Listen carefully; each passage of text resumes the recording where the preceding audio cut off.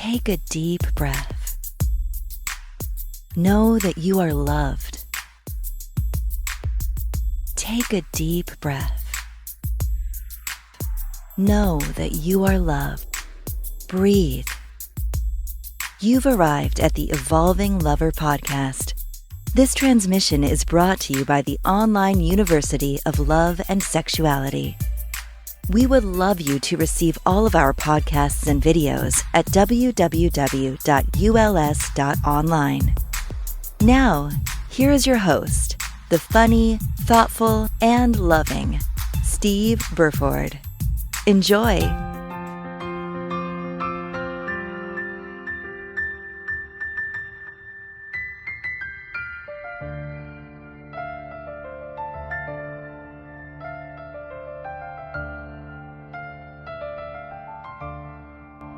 Today we have Jasmeen Hana on the line. How are you doing, Jasmeen? I'm so good, Steve. I'm really happy to be here. Thank you for inviting me.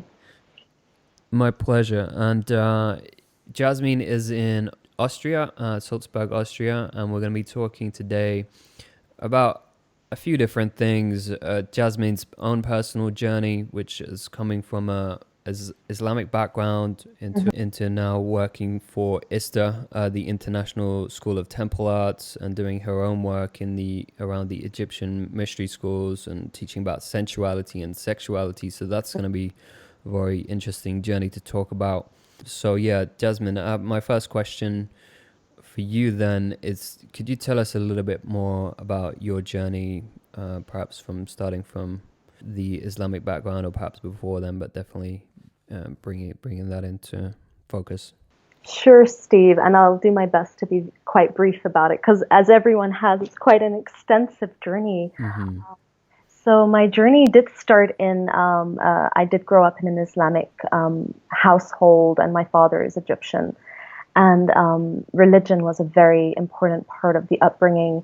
And with religion often comes a very patriarchal kind of hierarchical way of life, which was, this is what you have to do, and you follow those orders.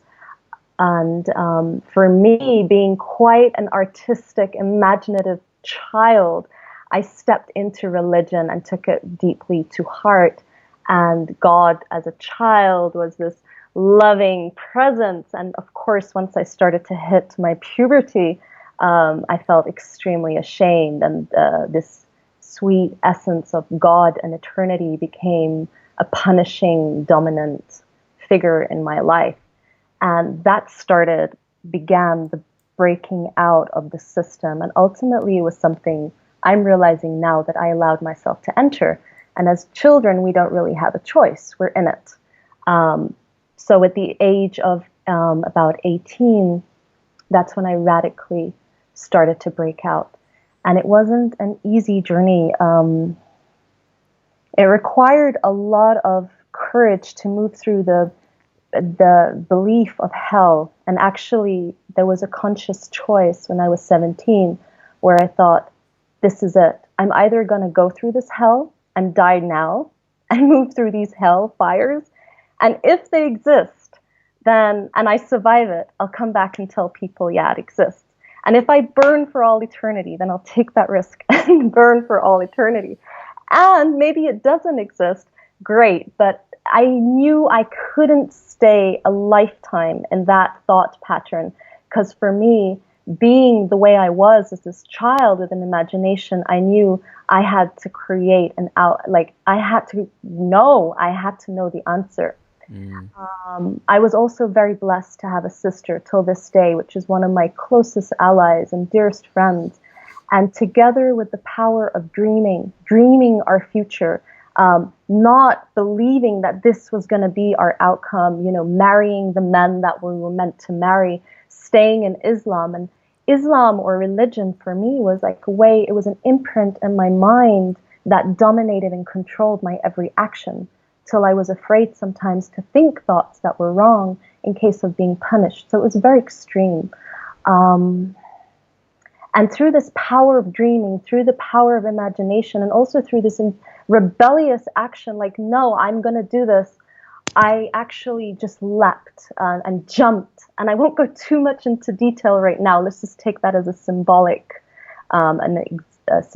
figure. But I really did jump, and I realized there was hell, and hell was inside, and I was burning with fires. I was burning inside, and these were ultimately what I came to realize: the fires of radical transformation. And so sometimes we have to burn. I had to burn to get through. Hell is in our minds. Hell is the trap, the those thought forms that keep us in a limiting reality. And it was until I came to meditate years later that I realized this is all part of my inner world. And we have the power to transform our inner world. And it can be, and it is a beautiful journey to access that place and begin to become a co-creator of our own destiny. So there is a power within. It takes guts, it takes sometimes fire, and it takes sometimes pain, but moving through it is the only way.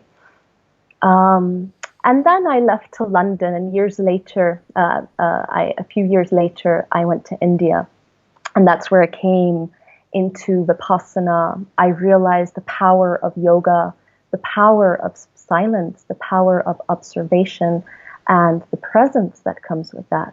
And that was my first tapping into my inner masculine, where there wasn't havoc and chaos, but there was a place of deep serenity, a deep anchoring in silence, and just witnessing how things unfold. And that was a very powerful moment of my life where I realized I could sit and just witness and not be so emotionally involved with the world around me. And that led me ultimately to Germany, where I met a beautiful woman who this day is still a beautiful, powerful older sister who's an artist and a doula of the dying. And that's where I realized how important art is. It was for me, it was creativity, painting, dancing, gardening, homeopathy, the power to change clay into figures with life. And I came into this access of life force energy that was ultimately the feminine, the womb, the feminine mysteries. And at the time I had been celibate for that whole period of my life. I was celibate for 5 years, 3 years by choice, where I thought, I want to know the power of my creative sexual energy. So I chose to be celibate. And the last 2, I realized I was so afraid in the last 2 years of actually connecting with anyone because of those 3 years and because of my upbringing. So, and I didn't want to live that way. I didn't want to be afraid of my sensuality, I was always quite sensual. But through these years of celibacy, I became super sensual. And my practice at the time was breathing in this life force energy called breath and allowing it to penetrate my cells. And in this penetrative process, I became extremely aroused in my silence and was making love to this eternal presence that was, back then I thought, this is the only lover I will ever have because this is the eternal beloved. And that practice shaped a lot of the practices I'm even on till this day, which is we are our own lovers, and everything outside that we project of our loneliness and our emptiness is because there's a emptiness deep within, to be with oneness, to be with Creator, and to be with our innermost beloved. Yes, and then I studied Ayurveda, and I went back to India and came back. I realized I needed to study theater. For me, there was so much drama still running in me, and I could notice that the world was running in dramas, stories. Human mind creates stories, and living in these dramas creates so much of what our relationship is on the planet these days. There's stories led by dramas that have been picked up through media or through parents or through watching how people interact. And I didn't want to live in drama. So I thought, well, I have to first learn about drama and embody it and come to a place of absolute stillness within so I can take on all these personalities. But deep within, there's just what is. So I took on that and I studied drama. I had to leave though. After 3 years, I left. And that's when I came, and that's when I entered Tantra. That's when I started tantric massage. That's when I eventually met Des, and that's been a powerful part of my life too. And journeying with the Ista tribe and realizing this is what I'm here for. This is my life journey, and this is the practice of it, the translation of it, how we're coming together as human beings, bringing all our life experience and coming together in a circle called tribe. And that's radically shifting things around the world. And so I feel blessed that I found people and beings that I resonate with, and more people are stepping into this powerful vortex from all walks of life. And in the last 4 years, the Egyptian Mystery School, being where I'm from, which is the land of Egypt, has opened up deeply in my inner world. And that's where I feel a lot of ancient practices that are coming back into this modern day world are sharing about the importance of sexuality, the importance of life force energy, the importance of power, the importance of our, not our lust, but of our deep desire to make love, our deep desire to feel, our deep desire to experience our inner rage and to cry our tears and to be as absolutely divinely human as possible. Wow. So many questions I have. I'm going to start by going back to the beginning. When you first realized that your religion, Islam, was kind of suppressing you, what did you do to break out, and what did your family, friends think at that point? Right. So I'll answer the second question first, which is, what did my family think? My family thought I was crazy, literally, absolutely crazy. And to be totally transparent, I was brought an exorcist because there was this belief that I was possessed by a demon. And in Islam, it is also a very metaphysical kind of transpersonal religion too. And I was brought up with these beliefs that as a human being, we have a twin soul. And your twin soul, or it's a twin soul, either lives in heaven or lives in hell. It's either feminine or masculine.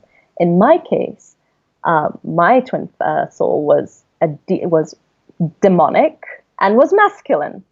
And so I was led to believe that this demon had fallen in love with me because I looked at myself naked in the mirror and wanted to drag me into hell. So, this is an Islamic belief or just your own personal belief?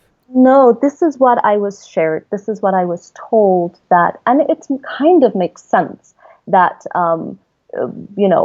You still believe it now? I believe that there are forces within us. Like if, for those who've done the ISTA level 2, you'll realize there's a light masculine, light feminine, dark masculine, dark feminine. And beings have different dormant personalities. So some people have a very light masculine, some are very airy, very beautiful and tranquil in their nature. And some are more,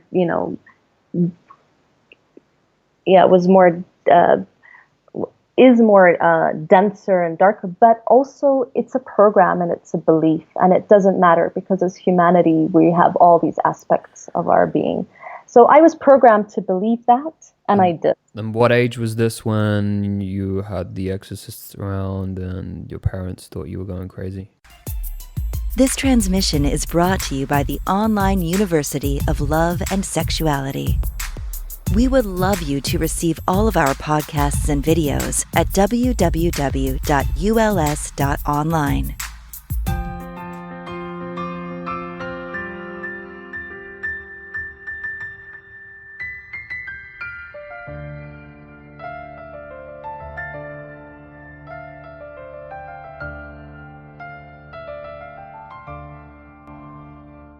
I was 17, 18 at the time. And I remember I had this thought, Steve, which was, I looked at myself in the mirror and I smiled. And at that point, I was really distraught that they would bring an exorcist and believe I was possessed. I was like, guys, it's so obvious. I need to breathe. I need to dance. But I looked in the mirror and I said, Jasmeen, this is your movie. This is your life. You are the director of your own life. You are the director of the movie. And at that point, I started a whole journey, and it wasn't easy. I mean, for those who know me, they'll see scars on my arms. I did cut myself. And I led myself into this journey of, it was a little bit self-destructive. But there was a flicker of consciousness in it all where I knew this was the only way out for me that I knew at the time, which was to claim my life, all of it. Even if I had to die, it was my life, and no one could take that away from me. So that sense of disconnect from my family, disconnect, and just claiming my life and owning it and saying I'm free to do whatever with my life at this moment gave me the power to move forward. What do you advise now for people who are in kind of very strong religious families, whether it's Islam or another one, that they kind of feel this urge that something isn't right, or that there's more to life, there's more to their sensuality and things like that? What do you advise to those people listening? Yeah, that's quite a question, Steve, because everyone is in their own way on their own soul journey, and we all go through our different lessons through life. And for some, it is to burn through that and stay where they are. And for those more radical who they will find those people, I feel it's very important to have a support network and to not feel alone in your journey.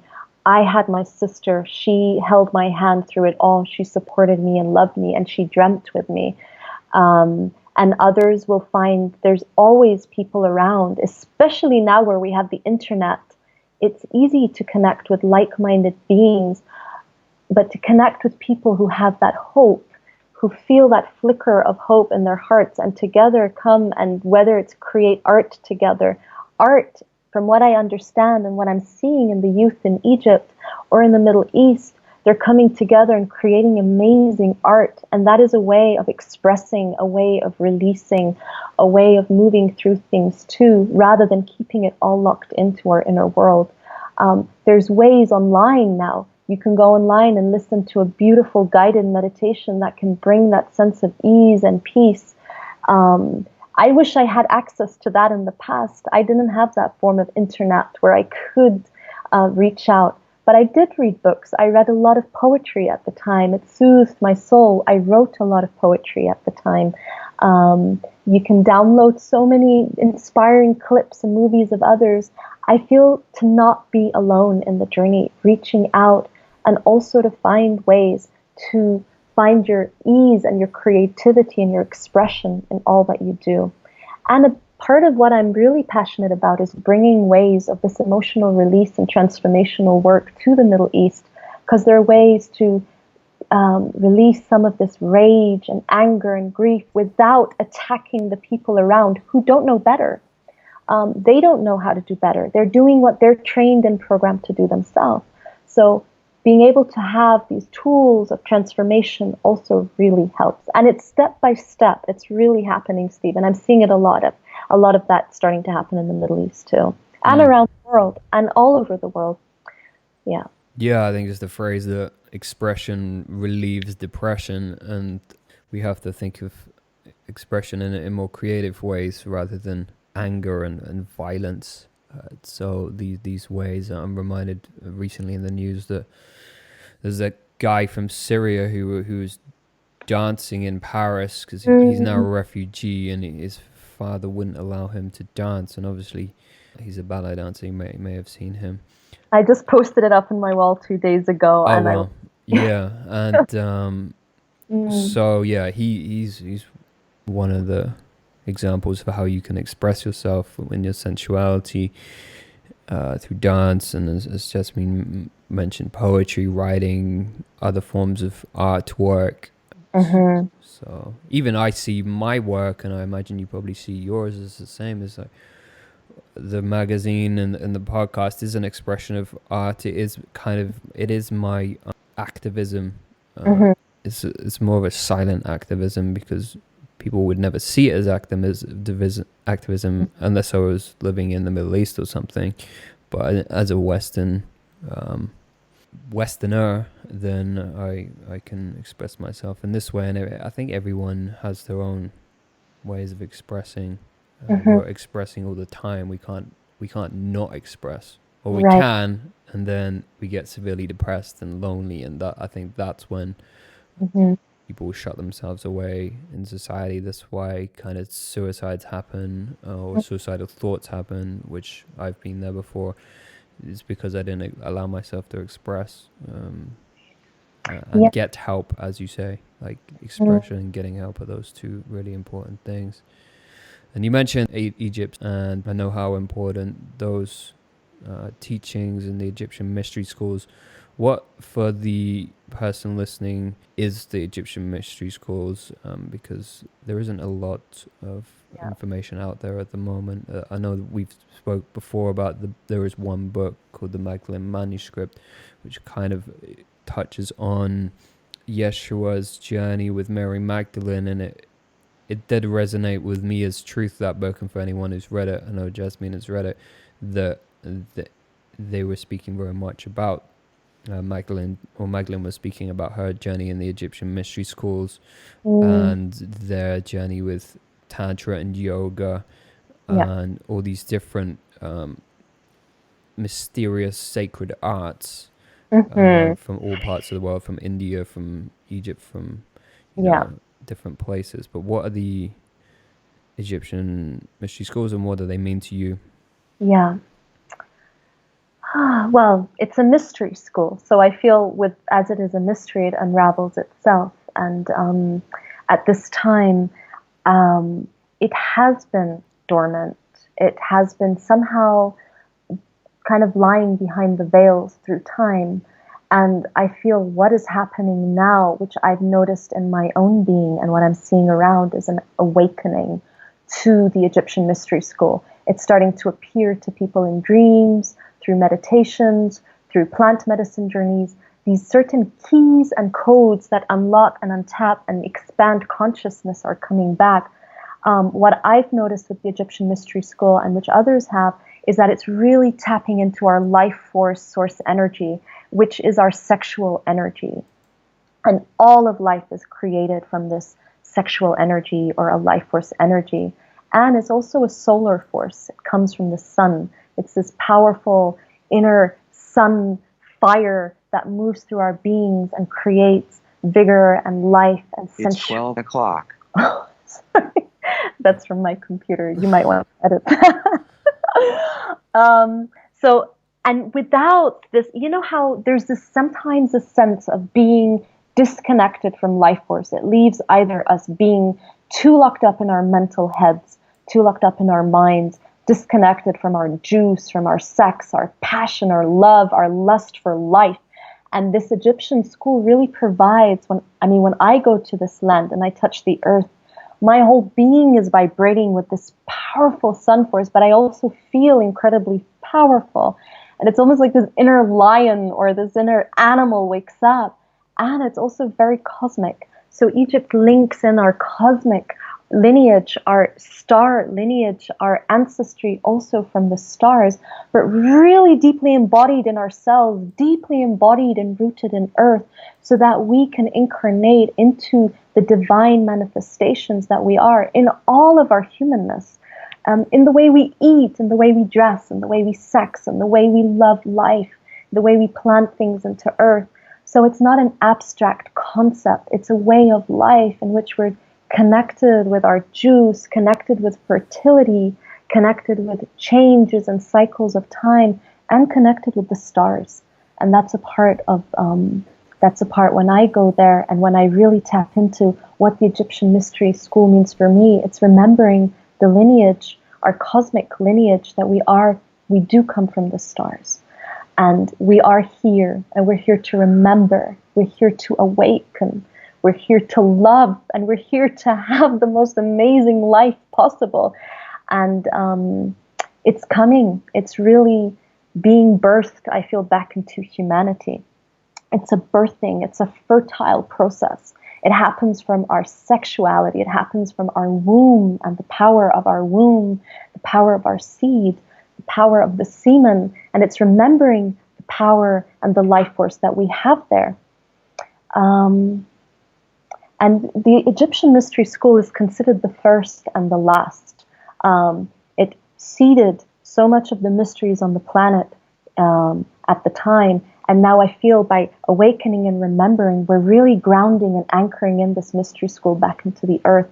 And with that, so many of the thriving temple arts are coming back into life, whether it's dancing or music or the incredible awakening that happens through our understanding of our life force and our sexual energy, and that we come together as humans and we act as mature lovers and we remember the power of our sex and how to be mature about it. There's so much energy that can get built up and create powerful manifestations on our planet, but it's by losing our seed or losing the presence and focus that comes through lovemaking or connecting our hearts with other people, where so much of this energy is just dissipated rather than really brought into presence, and then we can direct that power and birth amazing things on the planet and in our own lives ultimately. I love the word Isis, and I'm very connected to the Isis lineage, and this word, the isness of life. It's just what is, and tapping into what is. Everything else is a story. Everything else is a drama. Everything takes us away from what is, and what is alive and juicy and real, even in its vulnerability, even in its pain, in its fear, in its all of it. It's so human. It's so alive. It's so delicious. And by being run by stories and run by drama, we get out of what is. So Isis has this powerful message at the moment, which is remember who you are. Remember, bring together all those scattered pieces of yourself and breathe them and sex them back into life so we become whole again. And there's not this gaping part of ourselves that is so lonely and so detached, because there's so many other people who want to reach out and connect. And our nature is to be intimate. Our nature is to love through our bodies and through our hearts and with our sensual sexual energy. Whether it's connecting sexually with people or not, it doesn't matter. It's just connecting with that life juice force of who we are. And so we start to show up. And by showing up, we awaken. And then I feel amazing shifts happen. And I feel also that's the way how amazing shifts can happen on the planet, is just by the simple remembering and awakening to who we are. Yeah, and when you say Isis, you mean the goddess Isis, obviously, from Egypt. There's a lot of information about her online and in different books, and it's Magdalene who mentions Isis temple schools. My question is, where are these teachings actually coming from? Like, I know from the International School of Temple Arts, there's different teachings coming through. Are they channeled? Are they coming from books? Where does this ether of information comes from that you're disseminating through your work and through Ista's work? We inspire each other. We inspire ourselves. I mean, there's books that are read that inspire something that it's not just on a level of understanding, it's on a level of experience. Sometimes someone says something and something remembers. Sometimes through a deep meditation, a whole practice is revealed. And then maybe 2 days later on the internet, the same thing is written, or someone else writes they had this amazing experience. It's so interwoven, and I feel it's alive in the subconscious, and we're tapping into that source. So it doesn't really matter. It's just, are you having that experience or not? Even with the practices in the book or whatever books, that's great. And then there's a moment to let go of all practices and just listen and be so present for whatever's moving in yourself, in your own engagement with your meditation or with your partner or with life, or just breathing what's happening inside. That is what it is, you know? And not to get too distracted with other people's sharings or pieces or knowledge, but to really allow more of the experience and the inner inspiration to move through. And for women listening who are listening to you now and if I may say, you sound very embodied. You sound very goddess-like. You sound Mm. like a very interesting woman to spend time with. For women listening, and they're thinking she's tapped into her femininity more so than I perhaps am, and I would like to feel what she's feeling. Where does a woman start? Where does she Mm. need to look first? Mm. Inside, it's within. Um, Deep inside, especially the womb. The womb, tapping into my womb shifted everything for me. It went from a great conceptual level, from a really high planed aspect, really deep down into my womb. A lot of tears came from there. A lot of grieving came from there. A lot of rage happened. It was where ultimately the deepest healing and transformation happened. Um, for women, especially, it's connecting to your cycle, connecting to your moon blood, um, putting the blood back into the earth. Those are powerful practices that really start to anchor in a deeper womb presence.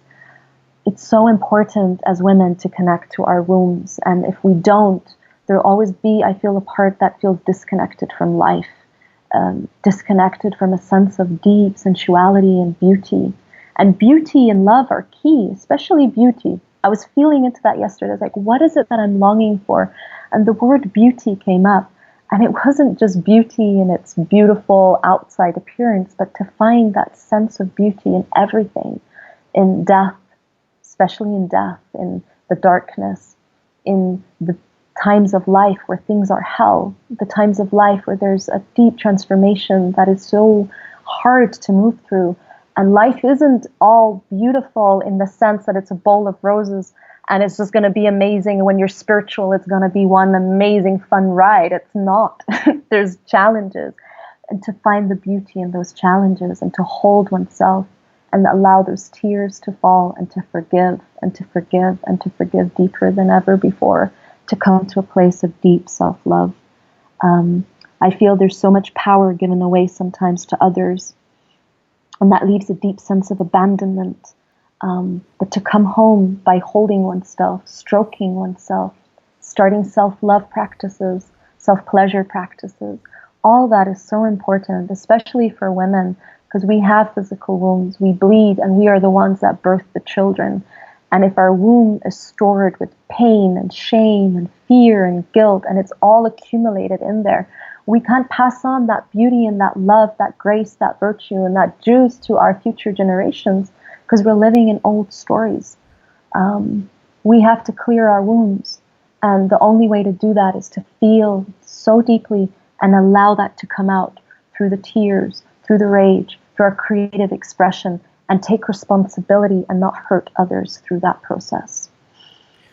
Yeah, because the womb is the creative center of a woman, also for a man, our etheric wombs, or we do have these centers of creation in all of us, and it's important that they are cleansed and free of pain. And I think that's a journey in itself to free yourself up from those shackles of whatever they are. It's going to take many different things. It's like a podcast I did a few podcasts back with Prana. He said that the most important thing in this journey is taking the first step, and from that point the universe will collude to help you, and your real only part of the journey. The most important thing is that you start that first step. Is that something you would agree with in terms of the clearing the wombs, or is there actual practical things that someone can start with? Yeah, of course, what you shared is like the intention, the powerful intention that's unwavering. It's like, I will connect to my womb. I am prepared to go there. It's not an easy place to journey to because there's so much there, but it's the power source. Yes, intention. And then there are practical ways to clear our womb. And it could be through things like, of course, detoxing or deciding to be celibate for a while, or choosing to, yoni steams or all of that. But I feel for me, the most powerful way I have cleared my womb is to clear all the emotional baggage, all the dark, dense, murky feelings that I've been feeling, and give that voice, give it space to be present and not be afraid at the intensity of my grief, the intensity of my fear, the intensity of my rage, and to find practical tools. How can I create a ceremony to clear my womb? And it's not, it's a powerful release.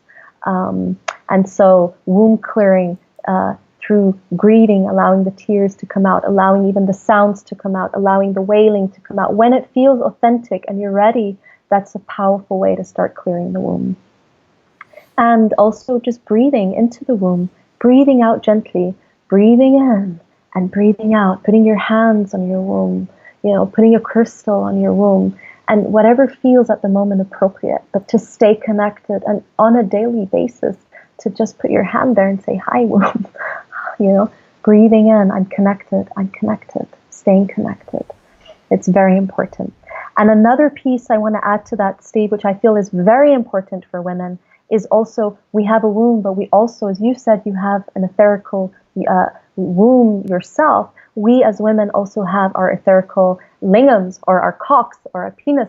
And this is an important part, is that we start to remember and put the pieces of our own scattered masculine together. Because if we're going to go into those places and really heal it, we're going to need some powerful presence to hold a point for that. Otherwise, it's scary, it's chaotic, and it could lead to self-destruction.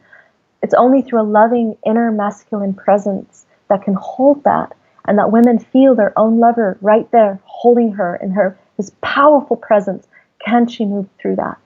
And so as much as it's the feminine mysteries, it's also the deep masculine mysteries too, and merging them together. And that's what I feel the Isis Mystery School, or the Egyptian Mystery School is bringing that Isis back, fusing it with the Assyrian, bringing the masculine feminine together. So we birth our inner child. In the Egyptian Mystery School, that's Horus, and that's also the androgynous being. And when we're androgynous, we come home to ourselves, and we live without that polarity anymore. And it sounds great, it sounds like a great concept, but how do we start to really have that experience? And so that's the journey we're on right now. Yeah, and that journey of the masculine holding the feminine, from my teacher, Chandra, who took me through a very deep journey into healing my own masculine and feminine. She would always say, for women, and for men, it's the same for both, but you have to have your masculine, inner masculine, step up into unconditional love, and constantly, and in every moment and every difficulty, that he is unconditionally loving the feminine to wake her up. And she would always go back to the story of Sleeping Beauty, where she was asleep for, I don't know, it was 100 years, I think. We can take that to almost be infinite time, because the feminine, I think both sides of masculine and feminine, it hasn't been fully woken up for thousands and thousands of years. So when you do consciously step up to your unconditionally loving masculine, then your feminine will awaken from the sleep and remember who she is, and who she is pure innocence and nurturing love. And it's my most simplest explanation. She embodies those two characteristics and more, but those two are the predominant ones. And the integrity and the unconditional love of the masculine holds her nurturing love and innocence completely. Yeah. Yeah. Sure, and there's also a part of the masculine that's fast asleep, and the feminine is alive. I mean, nature's happening, and Mm-hmm. it's like, where's the presence to notice what the nature's happening? So both sides, I feel like it could be sleeping beauty, masculine or feminine, but there's a part of humanity that's asleep. There's a part of our, Yeah. that's asleep, and we're waking up to that, and it's a beautiful journey to be asleep and to start to wake up. No? Yeah, it's certainly a very interesting journey. People say, people call it the spiritual journey, or you can call it what you want. It's certainly a. Who wrote this script? I don't know. Mm. I'd like to know. Maybe meet him one day. Maybe it was just one of us. The one of us. We decided to write this script to wake ourselves up because we didn't have anything better to do. Right. Coming towards the end of the podcast, but is there anything you want to say specifically that you haven't touched on so far to the people listening? Words of advice if they're starting their journey or they're on their journey. What do you see as, perhaps what do you see the vision of the next 5, 10, 20, 30 years of humanity arising with the temple schools as Mm-hmm. well? Yeah, it's a good note to end. So, just a piece of advice, if you want to call it advice, is just, be in love with yourself, stay in self-love, and do everything that makes you feel good about who you are, and make that the priority in your life. Because nothing else matters. Nothing else matters that you're in your love. And being out of love just does not feel good. And being out of love creates disharmony and attack and disconnect from people. And no one wants to live that way. No one does. So stay in love with yourself is probably the piece of advice that I feel is just has served me and continues to remind me and to wake me up more and more. With the vision of humanity, well, it's like looking at just how things have evolved from, the Indian mysticism to all the plant medicine that's awakening, and then to the native Indian shamanism from North America. And then there's a beautiful Buddhism, and there's things happening in the Aborigines, and all these indigenous cultures are waking up. And I feel a big piece is coming from Egypt, which is really tapping into our raw life force source energy and recreating ourselves. So I feel, as a sense of what's happening on the planet and what I'm seeing, 10 years ago I had a vision that there would be something called living mystery schools, and beings would come together and live in these mystery schools and go through these initiations like they did in the past. And it would be gardens, beautiful gardens, spaces where people connect, live together, and the basic day-to-day life happens there too. The eating together, the celebrations of the moon, the cycles, the dancing, the all the self-care rituals, the spa rituals, all those things that make us feel good and allow us to tap in more into our body and really fuse our consciousness with our bodies. And I'm seeing that happen. And the first mystery school with ISTA is already anchored in, and that's in New Zealand. And part of what we're in December, there's a journey with Bruce Lyon and Des and myself and Alicia and a group of beings to really anchor in the living mystery school in Egypt, and to allow that to also be a garden, a space, a building where people can come, rest, take time to go on these deeper initiations and really tap into the cosmos embodied in their human being bodies. So, and I feel this is happening and flowering and opening up all over the planet. And it's happening fast. And in the next 5 to 10 to 20 years, because this is how I want to live and how I want to birth my children, is to live in communities of love and beings in artistry and in the day-to-day living with nature, the day-to-day living with love and connection to the world around us, using media as a way, books, films, movies, all this reaching the masses. And I personally have this deep longing to tap in more into, the mass consciousness, which is the mainstream, and in the most simple things, without it having to be some high spiritual philosophy. The most simple things, I feel, create the most, powerful effect. And the fact is, we all come from sexuality. We all long for deep connection. The food we eat is important. The way we nurture ourselves is crucial and key to living a healthy life. And these are very basic things, right, Steve? I mean, it's nothing like major, but these are probably the most embodied spiritual practices that we can have. And slowly over time, things start to happen, and people start to realize living in stress is no longer that cool. And it creates a lot of friction. So how can more of this consciousness and more of this juicy pleasure come back into everyone's life? So using media in a way to reach beings. And I feel these living mystery schools will have that kind of sophisticated media reaching out through movies and just starting to reach humanity on a very basic heart level. And I feel over the years it's just going to expand more and more. And it's not going to be all the airy-fairy spiritual la-di-da, but it's going to be the most basic, down-to-earth experience that we can have. Beautiful. Mm-hmm. Yeah, and I might well be on that Egyptian journey. It's the 23rd of November, 2017, and 10 days down the Nile. There's more information on that, and there's other workshops on schooloftemplearts.org. And I've mentioned on previous podcasts that I've done this, the level 1 back in 2013 in Guatemala. It was very much probably the most life-changing workshop I've done. So I highly recommend Esther's work. Highly recommend Jasmeen's work. Where can people find out more about your work?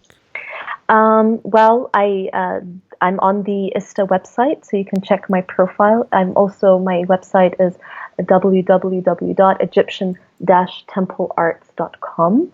I'm also on Facebook. If you check on my wall, if you have access to that, you'll find a list of the events also, and of course on the website. I just want to note too that last year I had the privilege to organize the first ancient Egyptian yoga teacher training that's accredited by Yoga Alliance. And this is also is bringing back the ancient Egyptian yoga practice. Because right now, Indian is very widespread, but ancient Egypt also had one based on Egyptian cosmology, which may interest some of you yogis out there. So, will you be doing any of that on the Nile trip? There will be that on the Nile trip, yep. And the whole month of October, there's a teacher training happening too in Egypt, and on a yearly basis. So every year there'll be an ancient Egyptian yoga teacher training happening. Nice. I'm interested in that. So yeah, great to have you on. Continue up all the great work you're doing. Thank you, Steve. I'm so glad you invited me. Thank you so much. And it's been such a sweet journey. I've had a lot of fun sharing, so thank you. Yeah, my pleasure. Hope to speak to you again soon. And thank you all listeners out there for just listening and being open to receive. And I love receiving from all beings too. So yeah, happy for that connection. This transmission is brought to you by the Online University of Love and Sexuality. We would love you to receive all of our podcasts and videos at www.uls.online.